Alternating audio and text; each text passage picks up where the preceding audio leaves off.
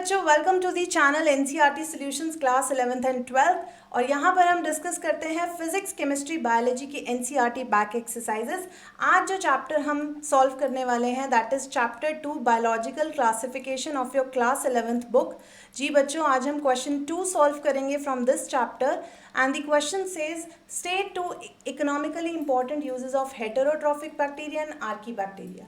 बच्चों, हमसे economic important usages पूछी गई हैं, बट इसके लिए हमें जानना होगा कि हेटेरोट्रॉफिक बैक्टीरिया क्या होते हैं। सबसे पहले बच्चों, हेटेरोट्रॉफिक बैक्टीरिया जैसे कि नाम से ही समझ पा रहे हैं हम, hetero means dependent on other organisms. अगर इन बैक्टीरिया को खाना है तो ये डिपेंडेंट है दूसरे ऑर्गेनिजम्स पे अपना खाना डिराइव करने के लिए, because they are not autotrophic. ये अपना खाना खुद नहीं बना सकते, that is why they depend on other organisms for their food. Second category की जो हमसे बात की गई है दैट इज आर्की बैक्टीरिया। बच्चों, आर्की बैक्टीरिया में हमें समझना होगा, आर्की वर्ड, आर्की का मतलब होता है बहुत ही ज़्यादा एंशियंट, बहुत ही ज़्यादा ओल्ड या बहुत ही ज़्यादा प्रिमिटिव ग्रुप ऑफ बैक्टीरिया की यहाँ पर बात हो रही है। And these archaebacteria can further be divided into 3 categories based upon their habitat. One is thermoacidophiles, ऐसे बैक्टीरिया जो बहुत ही ज़्यादा थर्मो मीन्स बहुत ही ज़्यादा हीट एंड बहुत ही ज़्यादा एसिडिक कंडीशंस में रहते हैं। Second categories of halophiles, halo as the name is depicting, halo means salty conditions, तो the ones who live in high saline conditions are known as halophiles. And last category is of methanogens. बच्चों, नाम से ही समझ में आ रहा है, methane producing bacteria. ऐसे बैक्टीरिया जो मीथेन प्रोड्यूस करते हैं उनको हम मिथानोजेंस कहते हैं and they are found in the gut of the ruminant animals. Digestive system में हमें मिलेंगे ये कैटल एनिमल्स के, जहाँ पर ये मीथेन प्रोडक्शन के लिए रिस्पॉन्सिबल है। That's why the Dang of the cattle animals smells like methane. तो आओ बच्चों लिखते हैं economic important usages of these group of bacteria. सबसे पहले बात कर रहे हैं हम ए पार्ट में हेटेरोट्रॉफिक बैक्टीरिया की।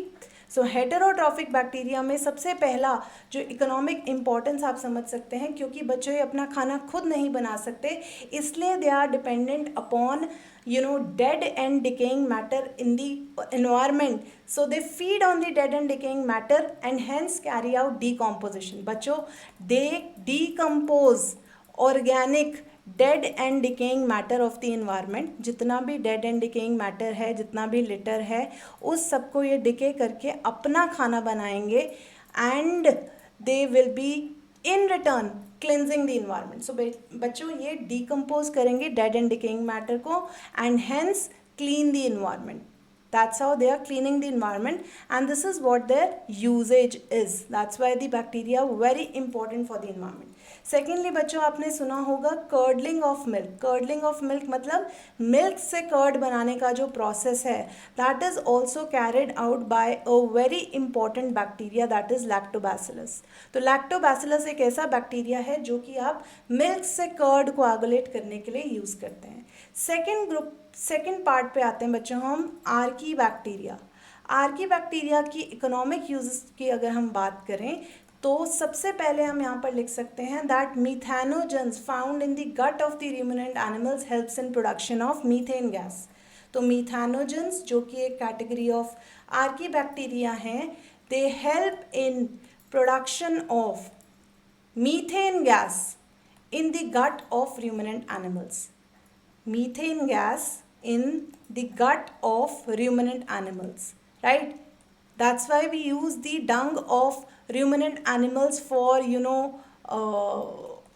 for fire purposes as well. If we use it for we can use it as a biofuel as well. ठीक है, तो मिथानोजेंस जो है प्रोडक्शन ऑफ मीथेन गैस में हेल्प करेंगे और कहाँ पर प्रेजेंट होंगे, रूमिनेंट एनिमल्स की गट में। सेकेंडली बच्चों, methanogens at the same time हमारे बायोगैस ट्रीटमेंट प्लांट्स में और बायोगैस प्रोडक्शन में, सीवेज ट्रीटमेंट प्लांट्स में भी हमें मिलते हैं, जहाँ पर they are doing the same purpose, they are serving the same purpose of producing methane gas. So production of methane gas, production of methane in biogas plants and sewage treatment plants. तो बच्चों, ये दो जगह पर हमें और economic importance के लिए बहुत ज़रूरी हैं, that is one is at biogas plants. जितने भी हमारे आसपास बायोगैस प्लांट्स होते हैं वहाँ पर हम मिथानोजेंस ही प्रोड्यूस करके मीथेन प्रोड्यूस करते हैं and they are also found growing in sewage treatment plants where they also help in production of methane. तो बच्चों आई होप आपको ये इकोनॉमिक यूजेस क्लियर होंगे इन दो बैक्टीरिया के लिए. And let's meet in the next video with the next question. Till then take care, bye bye.